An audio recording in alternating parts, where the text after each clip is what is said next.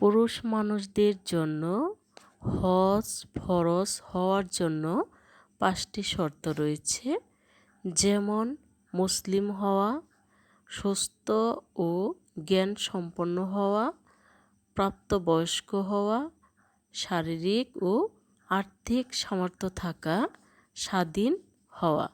কারো মধ্যে উল্লেখিত শর্তসমূহের মধ্য থেকে সবগুলো শর্ত পাওয়া গেলে তার উপর হজ ফরজ হবে। উল্লেখিত শর্তসমূহের মধ্য থেকে কোনো একটি শর্ত পাওয়া না গেলে তার উপর হজ ফরজ হবে না। এ অবস্থায় মৃত্যুবরণ করলে হজ ওসিয়াত করাও তার উপর আবশ্যক হবে না। এবার বলতেই হয়, হজ কার উপর ফরজ? যে ব্যক্তির নিকট এই পরিমাণ সম্পদ, নগদ টাকা পয়সা থাকবে, যা দ্বারা সে মক্কা মোকাররমায় যাওয়া আসা এবং সফরকালীন যাবতীয় প্রয়োজন, যেমন ভিসা, নিরাপদে যাওয়া আসা, সেখানে থাকা খাওয়ার ব্যবস্থা, মধ্যবর্তী সময়ে তার পরিবার পরিজনের ভরণ পোষণ ইত্যাদি স্বাভাবিকভাবে পূরণ করতে পারবে, এমন ব্যক্তির উপর জীবনে একবার হজ ফরজ।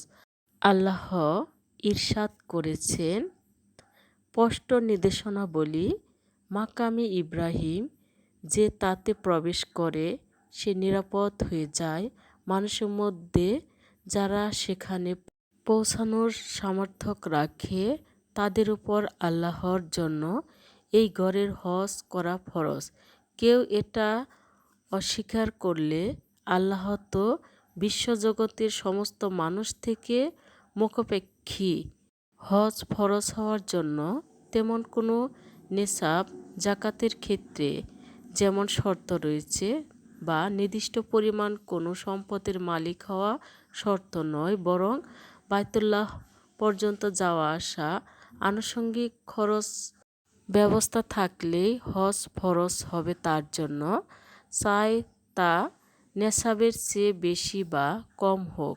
হজ ফরজ হওয়ার জন্য নেসাব শর্ত নয়, বরং যে পরিমাণ সম্পদ দ্বারা বাইতুল্লাহ পৌঁছাতে পারবে তা থাকলেই হজ ফরজ হবে, চাই তা নেসাব পরিমাণ হোক বা তার চেয়ে বেশি কম হোক।